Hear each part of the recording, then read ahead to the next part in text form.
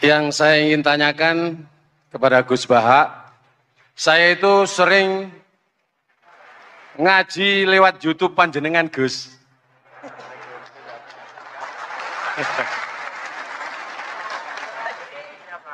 Insya Allah ilmu saya tambah walaupun tidak banyak. Yang saya tanyakan, nopo ilmu kula niki barokah? Yang pertama, karena saya ngaji lewat YouTube panjenengan, saya tidak izin. Untuk itu hari ini saya izin panjenengan. Mudah-mudahan ilmu ingkang saya dapat dari panjenengan niku saged barokah. Niku Gus. Terima kasih. Wassalamualaikum warahmatullahi wabarakatuh. Waalaikumsalam warahmatullahi wabarakatuh. Langsung mawon Gus nggih, yang satunya dulu. Ya Pak Haji. Oh gitu. Monggo Gus. Itu tetap barokah dan kebaikan itu mah nggak perlu minta izin. Kalau kebaikan minta izin jadi repot. Jadi kalau dalam kitab fikih disebut iktifaan bil idzni syar'i, karena syara akan selalu memberi izin sama kebaikan. Itu udah hanya masalah YouTube sampean. Tadi melihat wajah Gus Ali ibadah, pamit dulu. Nanti kalau ada orang alim lewat mau lihat juga pamit dulu. Lama-lama mau baca sholawat, ya Rasulullah pamit dulu mau baca sholawat. Jadi semua kebaikan itu cukup iktifaan bil idzni syar'i. Ya jelas ini ya. Ya. Oke, terima kasih. Jangan lupa pulsane tuku dhewe lek ndelok YouTube. Wifi-nya juga jangan nyolong. Harus passwordnya izin kepada yang punya wifi. Baru nanti 100% barokah. Begini. Sebetulnya saya membela semua umat Islam itu ahlul jannah. Karena saya ini ibarat marketing. Kalau orang Kristen itu kan setiap orang mati sudah tenang bersama Bapak di surga. Jadi kampanye itu menarik sekali. Sementara kita sudah kiai, sudah imam masjid, sudah ulama, masih saja dikhawatirkan su'ul khotimah. Ini kalau kampanye ini tidak imbang, ini nanti saya takut kalah. Makanya saya bilang pokoknya semua orang mukmin itu ahlul jannah. Karena memang asli hadisnya seperti itu, mangqala la ilaha illallah dakhalal jannah. Bahwa kemudian ada beberapa kiai yang mungkin wataknya itu pesimis, kemudian bikin sekian aturan-aturan yang sebetulnya itu cerminan dari pesimisnya, terus akan-akan masuk surga itu susahnya bukan main. Nah itu saya tidak setuju karena tadi pasti kalah dengan kampanye sebelah yang setiap orang mati dibilang sudah tenang bersama Bapak apa? Di surga. Jadi ini penting. Terus kedua saya bilang agama ini sudah begitu baik. Masa kunci surga sudah dibocorkan miftahul jannah la ilaha illallah. Masa sudah pegang kuncinya nggak jadi masuk surga itu kan aneh. Ya sudah masuk saja, tapi tidak usah minta bantuan saya, masuk aja kan sudah pegang kuncinya. Terus ketiga, kenangan terburuk saya ketika jadi kiai itu gini, saya ada beberapa guru SD datang ke saya. Ini agak-agak masalah besar. Gus boleh enggak buka ujian nasional yang masih disegel? Semua guru bilang nggak boleh, itu kriminal kan. Ada satu guru yang bikin analogi agak kacau. Boleh saja. Wong ujian di kuburan saja dibocorkan para kiai nggak apa-apa. Itu.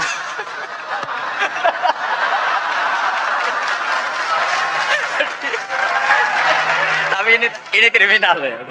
Perhatian kepada kiai, nggak boleh memukul pemateri.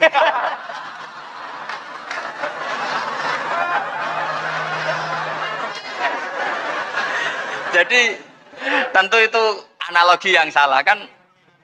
Marrobuka kan, Tuhan kamu siapa, Nabi kamu. Tuhan kamu siapa, Nabi kamu siapa, imam kamu siapa. Ini kan sudah dibocorkan oleh para kiai. Artinya apa?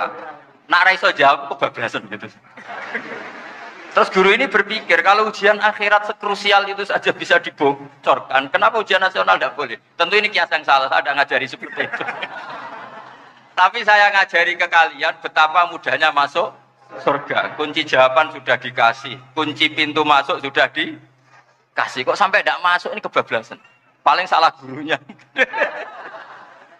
Jadi ini kenapa saya sering cerita orang mukmin semuanya itu min ahlil jannah, itu saya jamin.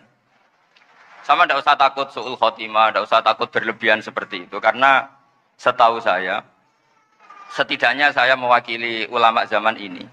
Rata-rata guru kita ini bermadzhab Syadzili dalam berkeyakinan berpikir tentang Allah. Di antara ini yang mulai saya ngomong serius, supaya tadi kan guyonannya sudah diambil Gus Reza sama Gus Kausar. Saya tahu kenapa mereka guyon. Kalau ngomong serius takut kalah sama saya.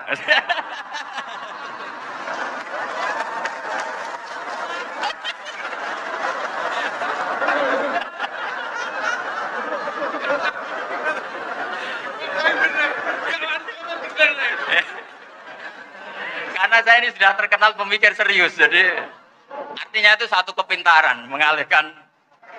Ya, oh ya, sudah itu satu kecerdasan. Tidak hanya ngalim tapi butuh cerdas. Betul cerdas. Jadi itu bukti beliau-beliau ini cerdas itu. Saya berpikir begini, ini madzhab Syadzili. Kita semua tentu Syadzili karena kita semua ngaji kitab Hikam. Kita tahu kitab Hikam itu muridnya Abul Abbas Al-Mursi. Abul Abbas Al-Mursi muridnya Syekh Abil Hasan apa? Asy-Syadzili. Saya masih ingat betul makalah itu dan saya ulang-ulang. Setiap saya ngajar di sarang saya ajarkan ini. Kilali kata Abul Hasan Asy-Syadzili, saya pernah dapat hatif, dapat semacam ilham. Apa makna min syarril waswasil khannas? Itu kata beliau dijawab oleh hatif itu. Hatif itu nggak perlu diterjemah tadi ada karena tadi diajarin itu. Apa yang dihidupkan itu nggak perlu dijelaskan. kata hatif tadi, waswasun yadkhulu bainaka wa baina habibika. Yunsika altofahu al-hasanah wa yudzakiruka af'alaka asayya wa yukassiru indaka dzatas shimal wa yuqallilu indaka dzatal yamin liya'dila bika an husni dzanni billah ila su'i dzanni billah. Jadi yang dikatakan waswas adalah kamu digiring untuk hanya ingat sisi-sisi kamu yang negatif. Dilupakan bahwa Anda punya sisi-sisi yang positif. Misalnya seperti ini, mungkin secara fikih, tadi banser-banser tegas, wah ini masalah, lelaki perempuan dipisahkan gini-gini. Tapi kenapa Gus Ali bilang, ya sudah gini gak apa-apa. Sebetulnya ada rukhsah itu karena ini di depan umum. Yang paling pantangan Nabi itu layak luwana rojulun bimro'atin. Ini ada yang menjaminnya gitu. Malah khawatir saya di sini dipisah, tapi setelah berduaan nggak bisa. Jadi toleransinya karena ini di depan umum, itu masih ada toleransinya. Layak luwana rojulun bimro'atin. Begitu juga ketika kita dosa, misalnya kita dosa. Orang Islam setiap dosa itu pasti ingat salahnya, terus kemudian istighfar. Dan ketika satu kebaikan dibandingkan keburukan, itu kata semua ulama, karena sayi'ah itu bernilai 1, kebaikan bernilai apa? 10. Itu masih surplus berapa? 9. Jadi itu cara berpikir Abul Hasan Asy-Syadzili. Kenapa kamu harus berpikir positif tentang Tuhan? Sekali berpikir tentang negatif, itu bahaya betul. Misalnya begini, kamu berpikir, tak rewangi, jadi kiai, sujud, rukuk, ternyata aku tetap lebih neraka. Gunanya apa? Itu menurut saya kan nggak punya akal. Sujud itu satu kelaziman menghamba kepada Allah. Normalnya seorang hamba itu ya sujud. Kemudian gara-gara kamu ingin masuk surga, terus logika kamu dibalik. Gunanya apa saya sujud? Ternyata saya masuk neraka. Itu pertanyaan yang benar-benar bodoh dan itu menjadikan Allah benci. Logikanya dibalik begini. Ini saya ngomong serius karena ini bentuk kemenangan saya. Ini bentuk kemenangan saya. Saya berkali-kali ngomong di kota pelajar di Jogja karena banyak pengujinya juga. Bukan sekedar pendamping tapi penguji. Banyak yang profesor, bukan sekedar dokter, banyak yang profesor. Jadi biar ini dok. Begini, saya pernah ditanya sama seorang dosen, Gus, saya ini ngaji hadis banyak, tapi ada yang saya tidak paham. Yaitu mangkola la ilaha illallah dakhalal jannah, ada kalimat wa in zana wa in saraka. Meskipun pernah zina, pernah maling. Ini kan seakan-akan mentoleransi perzinaan dan pemalingan. Terus saya bilang, oh makna hadis itu seperti ini. Jadi kebenaran absolut, kebenaran yang mutlak itu tidak akan terganggu oleh status perilaku seseorang. Saya berkali-kali memberi contoh. Orang yang ditangkap KPK akan bilang 1 tambah 1 2. KPK-nya juga bilang 2. Rivalitas dalam politik, Pak Prabowo ya bilang 2, Pak Jokowi juga bilang 2. Orang yang zaniyah, yang lonte pun akan bilang 2, muftinya juga bilang 2, ketua MUI-nya juga bilang 2. Artinya gini, kebenaran yang absolut adalah kebenaran yang siapapun akan meyakini seperti itu. Seperti 1 ditambah 1, 2. Kamu punya musuh bilang 2. Kalau ibu-ibu ini punya maru, ya marunya bilang 2 tadi tambah mama. Enggak tahu saya terjemahnya apa tadi. Nah, kebenaran yang absolut itu kebenaran yang siapapun pasti mengakui. Dan uniknya begini, saya pernah ngaji acara himmah, acara pondok sarang di Demak. Kalau kamu bilang 1 ditambah 1 menjadi 2, untuk mengatakan 2 itu kamu butuh hadiah enggak? Mereka semua jawab enggak. Kita semua enjoy saja mengatakan tembok itu putih. Kenapa? Karena memang putih. Kita mengatakan 1 tambah 1, 2, karena memang kita tanpa presentasi dapat hadiah, dapat penghormatan. Kenapa untuk mengatakan Allah itu Tuhan, kita butuh surga? Memangnya kalau tidak ada surga, Allah tidak jadi Tuhan? Ini problem orang soleh-soleh yang terlalu pesimis. Makanya nanti orang-orang soleh itu masuk surganya berat. Tapi kalau orang alim lebih gampang kira-kira seperti itu. Iya, karena kan imannya lebih bagus. Dalam hadis qudsi, Allah ini yang dibuli orang-orang soleh. Laulam akhluk jannatan wala naron alam akun ahlan an uto'ah. Dalam hadis qudsi itu. Kalau saja saya tidak menciptakan surga dan neraka, apa saya tidak jadi Tuhan yang perlu ditaati? Apa kalau kamu tidak saya kasih uang 1 juta terus bilang 1 tambah 1 11? Enggak kan? Tetap bilang berapa? 2.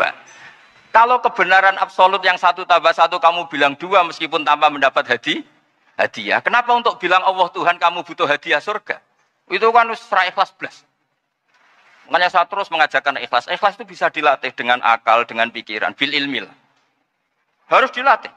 Nah di sini ini momen atau makna yang mestinya harus difahami wa inzana. Bahwa kalimat ini sah meskipun dilafatkan seorang yang pernah zina. Sama seperti 1 tambah 1, 2 sah, diucapkan siapa saja sah. Dan siapapun akan mengucapkan itu secara ikhlas. Ini penting saya utarakan. Sehingga setelah ada firqah-firqah takfiri yang mengatakan orang megang keris itu syirik, ke kuburan syirik, ini syirik. Itu salah besar. Salahnya adalah tadi. Kalimat-kalimat atau kebenaran-kebenaran absolut ini sudah jadi sibghata wa man ahsanu minallahi sibghah. Kalimat ini begitu absolut di hatinya orang mukmin.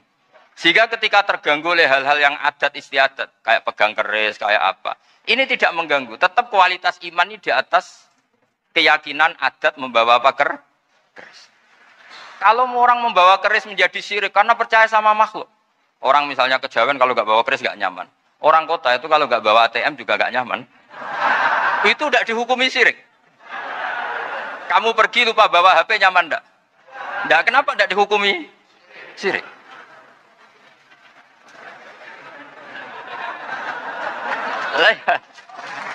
Jadi ini logika-logika. Jadi makanya ini Gus Reza boleh kritik saya tuh berkali-kali bilang, saya termasuk ulama yang mau bikin gerakan cangkem elek. Karena nanti kalau saya nisbatkan ke Rasulullah itu tidak pantas, karena Nabi ahsanan nasi khalqau wa khuluqa. Tapi saya siap jadi bempernya Rasulullah Shallallahu Alaihi Wasallam. Pernah ada diskusi di Jakarta, ini kisah nyata. Apa dalilnya setelah sholat salaman? Mana hadisnya? Itu dijawab hadisnya tentu kita kesulitan. Kalaupun ada hadisnya dhaif semua yang masalah musafahan. Akhirnya mau tidak mau dijawab pakai cangkem elek. Boleh enggak kamu setelah salam nyalain HP yang off? Boleh. Boleh enggak ke kamar mandi? Boleh. Oh berarti kencing boleh, nyalain HP boleh, yang enggak boleh itu ingat Allah. Karena mereka mengkritik wiridan, kritik salam. Akhirnya mikir deh. Ada enggak hadisnya orang setelah sholat nyalain HP? Enggak ada kan? Tapi mereka nyalain HP enggak hambatan. Tapi untuk salaman, masalah kan. Ke kamar mandi boleh. Tapi untuk wiridan enggak boleh. Akhirnya mereka sadar, oh iya. Lama-lama dibisiki gini yang kelompok itu. Kamu itu korban aliran supaya kamu gak ingat Allah, ingatnya HP-nya. Sehingga orang wiridan kamu kritik, orang nyalain HP tidak kamu kritik. Itu kelompok itu adalah kelompok orang-orang yang supaya orang Islam itu lupa Tuhannya. Itu gerakan cangkem elek, tapi jadikan orang sadar. Jadi ini penting. Jadi kalau kamu tidak bisa bela agama dengan jalan yang lurus karena tidak bakat gitu. Nggak apa-apa pakai cangkam elek tadi karena nggak mungkin gerakan ini dinisbatkan kepada Rasulullah Shallallahu Alaihi Wasallam. Kalau soal sanad saya punya sekian sanad tentang itu, tapi tidak usah kamu ikuti. Ada orang tanya, ya Pak Kiai kalau setan dibakar di neraka panasan enggak? Ya panasan. Lo kan setan dari api, ngapain harus panasan? Kan materinya sama. Terus Kak Kiai tadi gak kesulitan, dia ngambil pasir, disawur di wajahnya.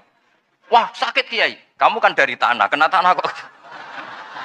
Jadi itu ada sekian, artinya gini ya, kalau kesulitan jawab pakai baik-baik ya sudah pakai cangkem elek itu aja karena.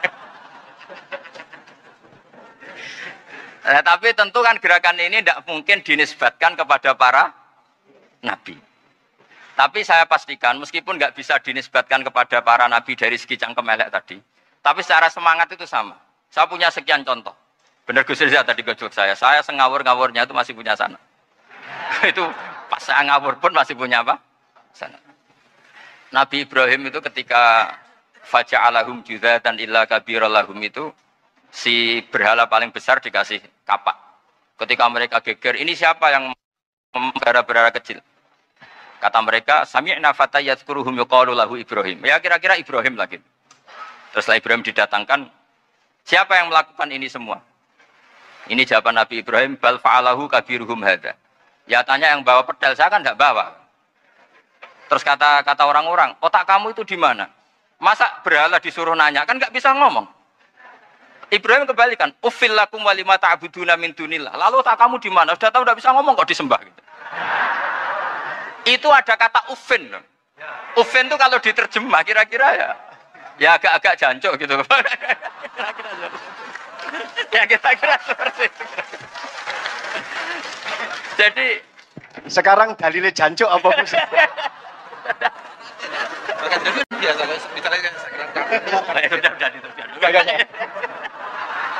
Gimana?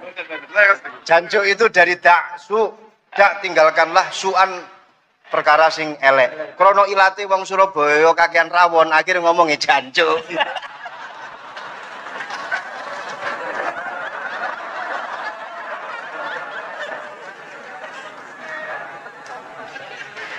Jadi mulai dulu melawan kebatilan itu harus pakai logika yang vulgar.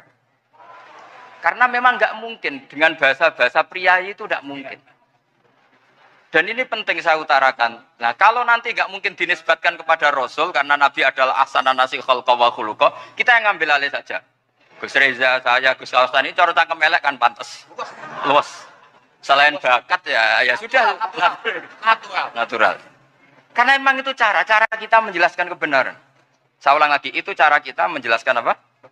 Kebenaran. Mau tidak mau. Saya pernah ditanya sama seseorang, Gus, beberapa nabi itu kan poligami. Poligami itu bukti hipersek. Karena yang tanya itu orang nasionalis, saya nggak pati senang Islam. Terus tak balik tanya, perempuan itu makhluk lemah enggak? Ya lemah. Kalau nolong lama satu itu gimana? Ya baik. Kenapa nolong dua jadi tidak baik? Harusnya kalau nolong tiga tidak baik. Tapi saya ada dukung poligami. Ini cerita. Setidaknya mereka jadi ingat. Saya itu pernah ditanya agak-agak orang ateis. Dia benci Islam tapi neliti Islam. Pertanyaan kedua. Kenapa dalam perang itu seakan-akan Nabi itu perampok, hartanya orang kafir disita kemudian menjadi ghanimah. Itu kan kayak ngerampok. Terus saya tanya gini, kalau ada penjahat ke rumah kamu kemudian pakai senjata api, setelah kamu ringkus, itu senjata api kamu kembalikan apa kamu sita? Oh ya saya sita, kalau tak kembalikan dipakai ngerampok lagi. Ya sama seperti itu, kalau kekuatan mereka dikembalikan akan dipakai kekuatan mereka lagi. Jadi ya lagi-lagi ini kemenangan orang serius. Karena nanti guyonnya sudah dintekno sama Gus Safa sama Gus Riza. Nah, kenapa saya ngajar begitu rileks, begitu santai? Karena pikiran saya sederhana. Fa innal uqula muttarratun ila qabilil haq. Akal sehat pasti dipaksa menerima apa? Kebenaran. Sehingga kebenaran itu tidak usah kamu ngomongkan secara serius, secara tidak perlu. Kebenaran itu mudah diterima. Saya itu pernah ngaji berkali-kali di Jogja di mana-mana sampai ada buku seorang dokter nulis tesisnya itu bangga lagi menjadi muslim setelah ngaji saya itu. Karena saya menerangkan itu ringan. Orang Islam itu harus mencintai Allah. Ciri utama cinta itu tidak tegang, rileks. Saya bilang begini, kalau kamu pernah 1 tahun digratisi orang rumah, makanan, kamu kira-kira itu mudah nggak mencintai orang yang berjasa sama kamu minjemin rumah dan ngasih makan gratis? Mudah kan? apalagi kita ini mudah mencintai orang yang minjemin mobil 1 tahun, ngasih rumah 1 tahun, apalagi selamanya. Kenapa kita tidak mudah mencintai Allah yang memberi kita bumi, air, oksigen, semuanya kita dikasih Allah. Akhirnya mereka mikir, wong mencintai seseorang yang ngasih dalam durasi 1 tahun saja mudah, apalagi mencintai Allah yang ngasih kita tanpa batas. Itu disebut walladzina amanu asaddu hubbal lillah. Orang mukmin itu mudah sekali mencintai Allah. Caranya dilatih tadi. Kita mudah mencintai orang yang berjasa sama kita. Kenapa tidak mudah mencintai Allah yang tentu jasanya lebih besar. Nah, karena akhir-akhir ini banyak orang yang terlalu nazir, terlalu kata Nabi kan basyiru wala tunaffiru yasiru wala tu'assiru. Sehingga saya bikin gerakan. Pokoknya semua orang mukmin pasti masuk surga. Nanti soal ada kesalahan-kesalahan kecil yang menjadikan orang su'ul khotimah itu sifatnya kehati-hatian. Jangan menjadi hukum. Hati-hati itu tidak menjadi hukum. Kalau kamu nyupir hati-hati itu bukan berarti pasti kecelakaan, enggak. Hati-hati itu ya hati-hati saja, tidak menjadi hukum. Ini penting saya utarakan karena kubu sebelah kampanyenya sudah tadi, setiap mati pasti tenang bersama Bapak di surga. Sementara kita mau kampanye, kamu sholat tidak mesti diterima, haji tidak mesti diterima, jadi kiai tidak mesti masuk surga. Coba kalau kita kampanye gitu terus, yang mau jadi muslim itu siapa? Jadi ini sudah tak perhitungkan matang-matang, saya milih mazhab seperti itu. Ya ini saya pikir sudah, ini pembandingnya supaya punya waktu.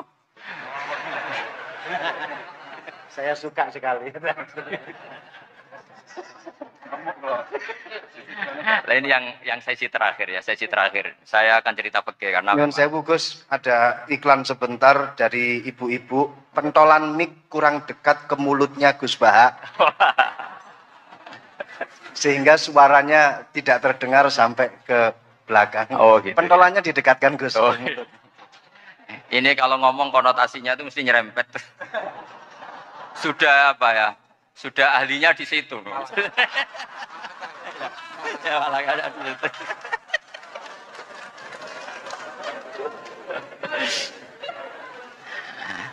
Dalam sesi terakhir saya cerita pentingnya pembanding. Imam Rafi'i itu yang ngarang kitab Muharrar. Kitab Muharrar ini adalah ringkasan dari kitab Al-Wasit. Al-Wasit itu karangannya Imam Ghazali. Al-Wasit sendiri ini khas ngaji NU. Karena NU maknanya Nahdlatul Ulama, gerakan para ulama. Jadi kalau nggak ngerti alim-alim seperti itu ya ada NU. Sebenarnya sampai itu pasnya Nahdlatul Ummah, gerakan umat. Tapi kan sudah jadi partai politik Nahdlatul Ummah. Karena yang katakan NU itu Nahdlatul Ulama, gerakannya para ulama. Imam Rafi'i itu berpendapat sujud itu cukup pakai baduk, pakai jidat. Itu dalam kitab Muharrar. Wal asoh anna sujud yasihu mau cukup biwatil jabhah. Ketika Imam Nawawi mentasih kitab Muharrar, namanya Minhajut Thalibin, itu mengkritik Imam Rafi'i. Kata beliau, sujud itu untuk sah harus melibatkan 7 anggota. Karena berdasar hadis, umirtu an asjuda ala sapati zumin, yaitu al-jabhah, wal yaden, warubbaten, wal kodamen, yaitu jabhah, 2 tangan, 2 lutut, dan 2 kodamen. Akhirnya saya ngecek di kitab asli. Imam Rafi'i termasuk Ashabut Tarjih dan Imam Nawawi. 2 orang ini khilaf. Kan nggak mungkin kita sebagai mushahihnya, karena yang khilaf ini 2 ulama besar. 1 Imam Rafi'i, 1 Imam siapa? Nawawi. Kita tidak bisa hanya ngikuti Fathul Mu'in yang mengatakan idhaktalafan Nawawi war Rafi'u kudiman Nawawi. Tidak bisa, karena Imam Rafi'i ini sering ninduk sama kitabnya Imam Rafi'i. Karena senior Imam Rafi'i.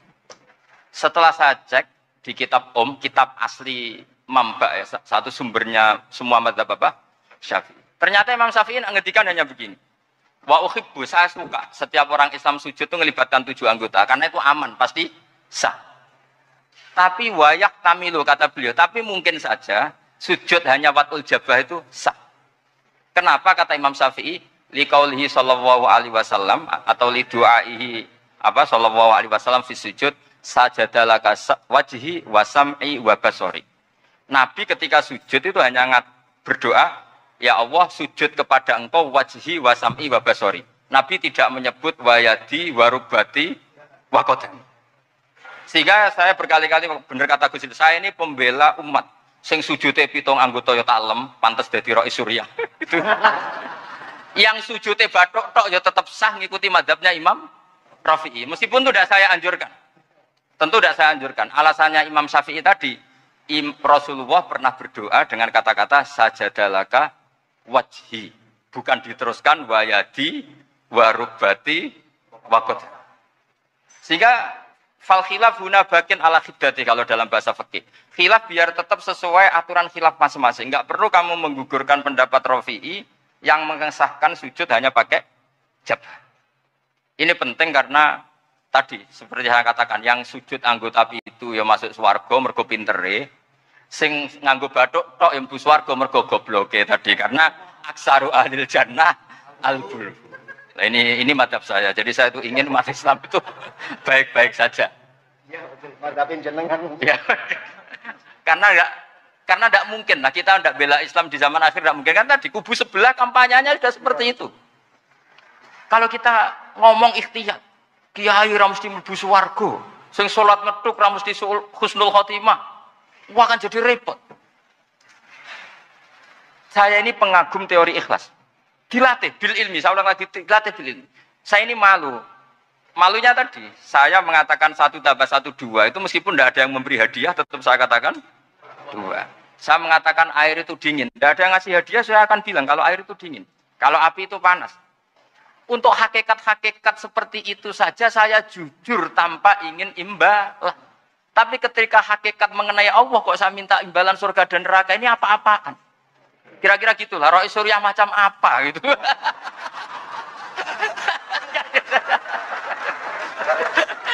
Ya saya kira demikian. Assalamualaikum warahmatullahi wabarakatuh. Waalaikumsalam warahmatullahi wabarakatuh. Alhamdulillah. Baru kali ini ada seminar yang dikritik terus sama pemateri itu pendampingnya. Mestinya pembandingnya. Tapi luar biasa para milenial semuanya, Masya Allah, terlihat wajah-wajah surga di majelis ini. Walaupun toh yang hadir tidak semuanya milenial, ada post milenial juga di sini. Ada yang Gus dan juga ada yang Kiai. Kalau Gus biasanya kan masih bisa tolah-toleh, kalau Kiai harus fokus. Tapi yang paling fleksibel di PWNU Jawa Timur, yang paling enak itu adalah beliau, Kiai Haji Agus Ali Mazhuri. Enaknya pripun? Dadi Kiai ya iso, dadi Gus ya iso. Itu posisinya paling enak di antara pengurus-pengurus yang lain. Tepuk tangan untuk beliau, enggak apa-apa. Langsung saya buka pertanyaan. Yang ditanya 2 orang, jangan pendampingnya. Yang ditanya 2 orang. Kalau enggak Gus Baha, Gus Kausar. Saya hitung sampai 10, enggak ada pertanyaan, kita tutup dengan doa. 1, 10. Ada yang 2 mawon nggih, pertanyaannya 2. 1, monggo. Yang perempuan, saya ingin yang perempuan, monggo. Sudah 2. Silakan.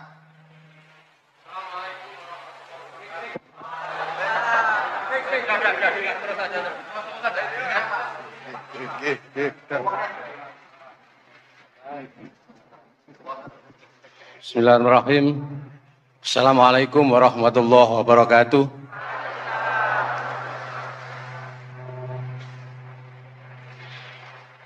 Yang saya ingin tanyakan kepada Gus Baha, saya itu sering ngaji lewat YouTube panjenengan Gus.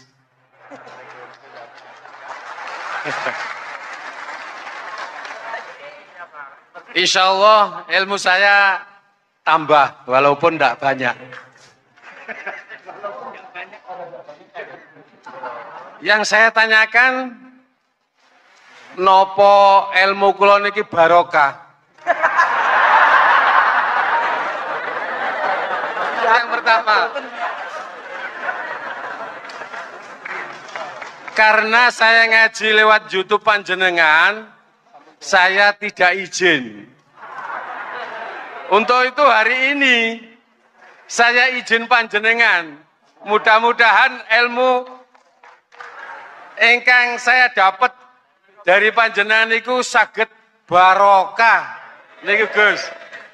Terima kasih. Wassalamualaikum warahmatullahi wabarakatuh. Waalaikumsalam warahmatullahi wabarakatuh. Langsung mawon Gus nggih, yang satunya dulu. Ya Pak Haji. Oh gitu. Monggo Gus. Itu tetap barokah dan kebaikan itu mah nggak perlu minta izin. Kalau kebaikan minta izin jadi repot. Jadi kalau dalam kitab fikih disebut iktifaan bil izni syar'i karena syara akan selalu memberi izin sama kebaikan. Itu udah hanya masalah YouTube sampean. Tadi melihat wajah Gus Ali ibadah, pamit dulu. Nanti kalau ada orang alim lewat mau lihat juga pamit dulu. Lama-lama mau baca sholawat, ya Rasulullah pamit dulu mau baca sholawat. Jadi semua kebaikan itu cukup iktifaan bil izni syar'i. Ya jelas ini ya. Ya. Terima kasih. Jangan lupa pulsane tuku dhewe lek ndelok YouTube. Wifi-nya juga jangan nyolong. Harus passwordnya izin kepada yang punya wifi. Baru nanti 100% barokah. Mbak yang belakang bisa berdiri. Yang mau tanya tadi. Ya, silakan. Bismillahirrahmanirrahim. Assalamualaikum warahmatullahi wabarakatuh. Mohon izin Yai Gus. Saya di sini mau tanya. Selain sebagai pelajar santri, saya juga sebagai seorang mahasiswi di salah satu universitas di Surabaya. Yang saya tanyakan sebagai pemuda milenial, kita semua tahu bagaimana keadaan demokrasi negara Indonesia saat ini. Yang saya tanyakan bentuk dari hubul waton minal iman. Hubul waton di sini, bolehkah saya sebagai seorang mahasiswi menyuarakan pendapat saya, berjuang bentuk ijtihad demi keadilan berupa demonstrasi?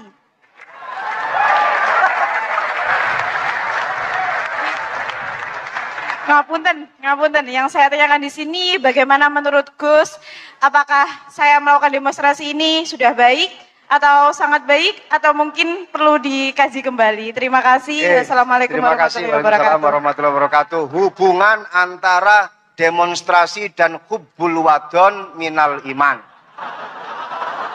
Hah? Oh ya, hubbul waton minal iman. Monggo Gus.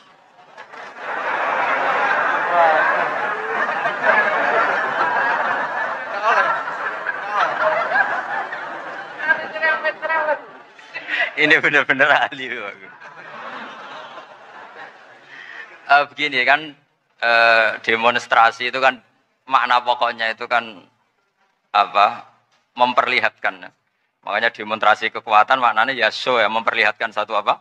Kekuatan. Sehingga kalau dalam Islam itu ya fleksibel, asal itu tidak merugikan orang lain, tidak anarkis, tidak mandorot bagi kelompok lain tentu boleh. Bahkan kalau tidak menyuarakan suara kita tentu dengan cara-cara yang tetap Islami ya. Itu malah kita disalahkan karena berarti tidak ikut bertanggung jawab terhadap proses bernegara. Tapi tentu disuarakan secara konstitusional dan secara baik. Kemarin pas demo di Jogja yang ramai itu masalah rancangan KUHP itu rektor UI juga ketemu saya pamit Gus mau demo aja. Ya tapi yang baik dan sopan kan. Karena begini ya. Di Quran itu ada ayat walau la dafwahinna safa'atuhum bi ba'dil fasadatil ard. Jadi kekuatan manapun itu harus dikontrol. Tentu kontrol itu macam-macam. Tapi tentu saya ulang lagi jangan anarkis, jangan melakukan sesuatu yang kontraproduktif. Jadi menurut saya pernah ditanya, Gus kalau pemerintah itu didukung 90% rakyatnya bagus enggak? Ya bagus, berarti presidennya hebat didukung mayoritas rakyat. Kalau hanya 55 ya bagus. Presidennya biar tahu, biar hati-hati karena dipilih separuh lebih sedikit gitu. Lah kok bagus semua? Ya memang harapan kita sama Allah semuanya baik semua kata saya gitu. Jadi susahnya apa sih kita melihat sesuatu itu asal agama ini kan gampang, asal tidak maksiat itu baik. Asal tidak maksiat itu baik. Makhuyira Rasulullah bina amroini ilahtaro aisarohuma malam yakun isman. Jadi demo itu bukan, nah kalau demo yang diharamkan sebagian fatwanya ulama tentu yang maknanya yang anarkis. Kalau yang dihalalkan tentu maknanya yang tertib. Itu biasa dalam hukum fikih. Rasulullah ngendikan A, mahmalnya seperti ini. Rasulullah ngendikan B, mahmalnya seperti ini. Karena kadang ngendikanin Nabi cara zahir itu berlawanan. Misalnya Nabi ditanya, amal paling baik apa ya Rasulullah?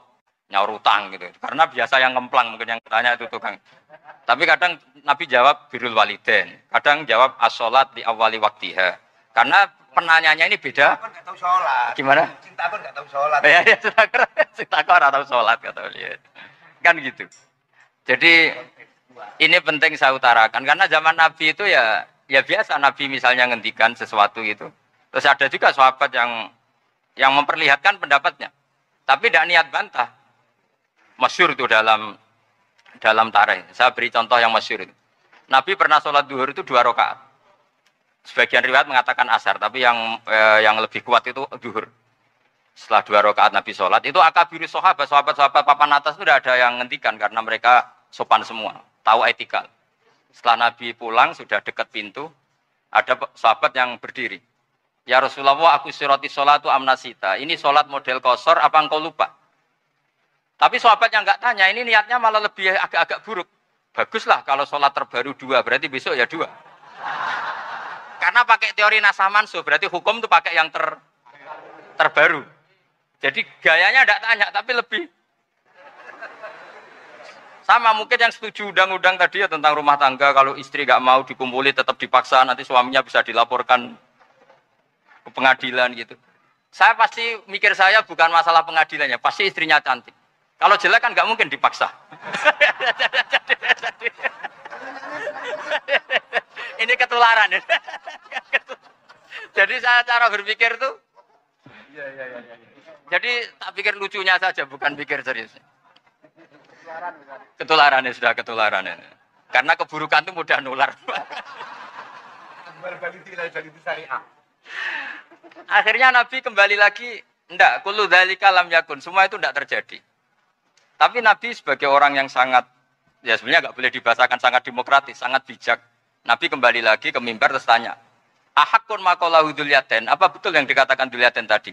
Kata sahabat semua, betul ya Rasulullah, tadi engkau sholat hanya 2 rakaat. Nabi kemudian takbir lagi, meneruskan 2 rakaat terus salam. Artinya kalau demonstrasi itu dengan makna mengutarakan pendapat dengan cara yang dijamin konstitusi, ya itu kan normal-normal saja, nggak ada masalah. Saya pernah derekno bapak, itu ada pertanyaan yang benar-benar mengusik saya. Ada orang miskin datang ke bapak, Pak Yai, jadi wong melarat itu ra enak. Sajane ya wis suwe dadi wong melarat ra enak. Itu pas Ramadan. Kenapa kata bapak? Bapak saya itu teman akrabnya Gus Ali, senengane ya guyon, mau meninggal aja masih guyon. Bapak itu guyon terus. Kenapa? Sudah puasa enggak makan, buruh orang macul itu kan berat. Mau istirahat enggak boleh karena buruh orang. Enak dadi wong sugih puasa diam di rumah gini-gini terus. Terus kata bapak saya gini, enak wong melarat. Dadi wong sugih nak poso berat. Kok sakit ya? Besok mangan pecel, awan rawon, engko sore sidik sate. Jadi yang harus ditinggalkan itu banyak. Nak sampean kan biasa meninggalkan itu semua. Semenjak itu dia, oh iya, nak ngono podo-podo abot. Jadi hasutnya pada orang kaya terus enggak ada. Nah ini pentingnya ilmu, jadi pentingnya pendamping tadi itu. Setelah diberi jelasan, oh maturuni ternyata podo-podo abot gitu. Dia nggak tahu susahnya jadi orang kaya. Ya sama seperti tadi, ya saya puasa, kerja gini-gini, bojo sitok elek, terus jadi yang bojone 4 cantik semua abot aku. Karena harus ninggalkan 4 yang cantik tadi, yang bisa menghidupkan tadi itu. Itu kan juga demonstrasi, artinya mengutarakan apa yang. Jadi itu saya pikir seperti itu. Ya ini pokoknya gitu aja ya. Assalamualaikum warahmatullahi wabarakatuh. Waalaikumsalam warahmatullahi wabarakatuh. Tepuk tangan untuk beliau. Kita doakan semoga beliau sehat walafiat, panjang umur, jembar rezeki. Assalamualaikum warahmatullahi wabarakatuh. Bismillahirrahmanirrahim. Allahumma sholli wa sallim ala sayyidina Muhammadin wa ala alihi washabbihi ajmain. Amma ba'du. Sedanten ingkang kula hormati wabil khusus teman bapak kula Kiai Haji Agus Ali Masyuri, beberapa kiai yang tanpa ngurangi rasa hormat, saya hormati semua. Ini ada beberapa Gus. Ini saya ngaji insyaallah 1/4 jam. 1/4 jam nanti yang menghisap Gus Kausar berapa Gus? 10 menit. 10 menit. Begini.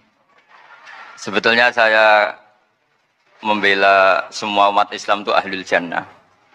Karena saya ini ibarat marketing. Kalau orang Kristen itu kan setiap orang mati sudah tenang bersama Bapak di surga. Jadi kampanye itu menarik sekali. Sementara kita sudah kiai, sudah imam masjid, sudah ulama, masih saja dikhawatirkan su'ul khotimah. Ini kalau kampanye ini tidak imbang, ini nanti saya takut kalah. Makanya saya bilang pokoknya semua orang mukmin itu ahlul jannah. Karena memang asli hadisnya seperti itu. Man qala la ilaha illallah dakhalal jannah. Bahwa kemudian ada beberapa kiai yang mungkin wataknya itu pesimis, kemudian bikin sekian aturan-aturan yang sebetulnya itu cerminan dari pesimisnya, terus akan-akan masuk surga itu susahnya bukan main. Nah itu saya tidak setuju karena tadi pasti kalah dengan kampanye sebelah yang setiap orang mati dibilang sudah tenang bersama Bapak apa? Di surga. Jadi ini penting. Terus kedua saya bilang agama ini sudah begitu baik. Masa kunci surga sudah dibocorkan miftahul jannah la ilaha illallah. Masa sudah pegang kuncinya enggak jadi masuk surga itu kan aneh. Ya sudah masuk saja, tapi tidak usah minta bantuan saya, masuk aja. Kan sudah pegang kuncinya. Terus ketiga, kenangan terburuk saya ketika jadi kiai itu gini, saya ada beberapa guru SD datang ke saya. Ini agak-agak masalah besar. Gus boleh enggak buka ujian nasional yang masih disegel? Semua guru bilang enggak boleh, itu kriminal kan. Ada satu guru yang bikin analogi agak kacau. Boleh saja. Wong ujian di kuburan saja dibocorkan para kiai enggak apa-apa. Itu.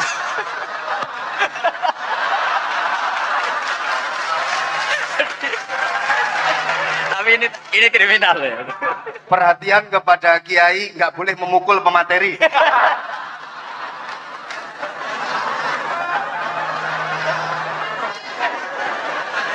Jadi tentu itu analogi yang salah kan.